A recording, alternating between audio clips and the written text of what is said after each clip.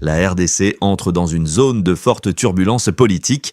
En moins de 48 heures, le gouvernement congolais a lancé une offensive sans précédent contre l'ancien président Joseph Kabila. 2 communiqués officiels successifs, l'un du ministère de la Justice, l'autre de l'Intérieur, annoncent l'ouverture de poursuites judiciaires pour haute trahison, la saisie de tous ses biens et la suspension immédiate du PPRD, son parti politique.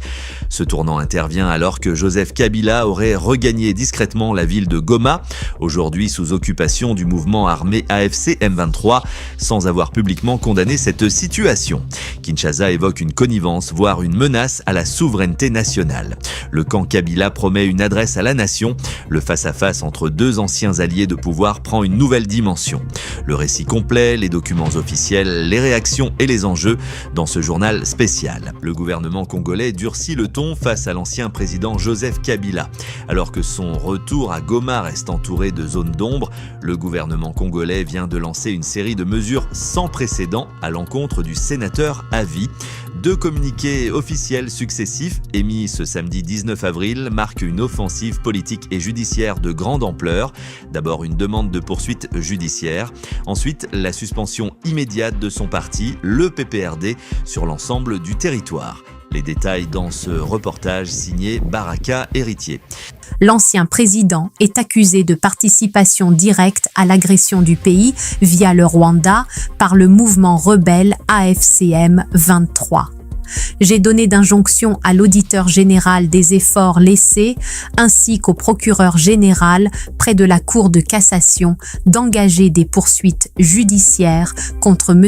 Joseph Kabila Kabang et ses complices, indique le communiqué signé par le cabinet du ministère de la Justice.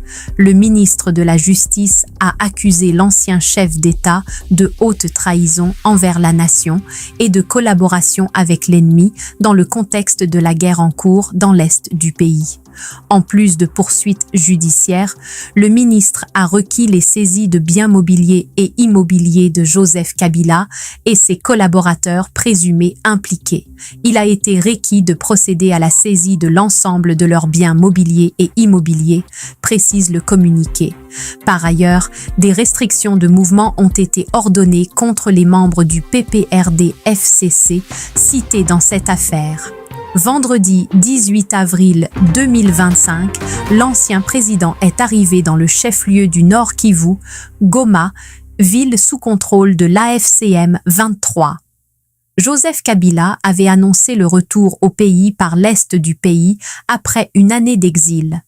Cette annonce du ministre de la Justice intervient le même jour que celle du ministère de l'Intérieur, qui a suspendu les activités du PPRD, parti politique cher à l'ancien chef d'État, Joseph Kabila, sur toute l'étendue du territoire national. Dans le même temps, une autre décision choc est tombée ce samedi. Le ministère de l'Intérieur, de la Sécurité, de la Décentralisation et des Affaires coutumières annonce la suspension immédiate des activités du PPRD à travers tout le territoire national. Une mesure exceptionnelle contre un parti fondé par Joseph Kabila lui-même. Cette décision fait suite à ce que le gouvernement qualifie d'attitude ambiguë de l'ancien président Joseph Kabila, autorité morale du PPRD, face à l'agression rwandaise de l'occupation d'une partie du territoire congolais par les forces du M23 AFC. Monsieur Joseph Kabila, ancien président de la République, n'a jamais condamné publiquement cette agression dans ses déclarations à la presse. Pire encore, il a choisi de rentrer au pays par la ville de Goma, une zone actuellement sous contrôle de l'ennemi, dénonce le ministre Shaban Eluko dans un communiqué. Le ministre reproche également au parti de Kabila son absence complice, en violation de l'article 6 de la loi sur les partis politiques et de l'article 5 de la loi portant statut des anciens présidents de la République élus. Cette décision fait suite à l'activisme avéré de l'autorité morale du PPRD dans cette guerre d'agression rwandaise, peut-on lire dans les communiqués. En outre, le ministre de l'Intérieur indique qu'une saisine du parquet près de la Cour constitutionnelle est prévue pour porter ces faits à l'attention de la justice. Le gouvernement rappelle que les partis politiques ont l'obligation de défendre l'unité nationale, la souveraineté de l'État congolais, la sécurité et l'intégrité du territoire. Pour l'instant, aucune réaction officielle n'a encore été enregistré du côté du PPRD ni de Joseph Kabila. Félix Tshisekedi, président congolais, avait accusé son prédécesseur Kabila d'être le parrain de la rébellion de l'AFC-M23. Ces derniers, depuis fin janvier 2025, se sont emparés de plusieurs agglomérations, la ville de Goma et Bukavu, des grandes villes de l'Est de la République démocratique du Congo. Face à ces attaques ciblées, la réponse du camp Kabila ne s'est pas fait attendre. La porte-parole de l'ancien président, Barbara Nzimbi, a annoncé sur X, anciennement Twitter, que Joseph Kabila s'adressera très bientôt à la nation.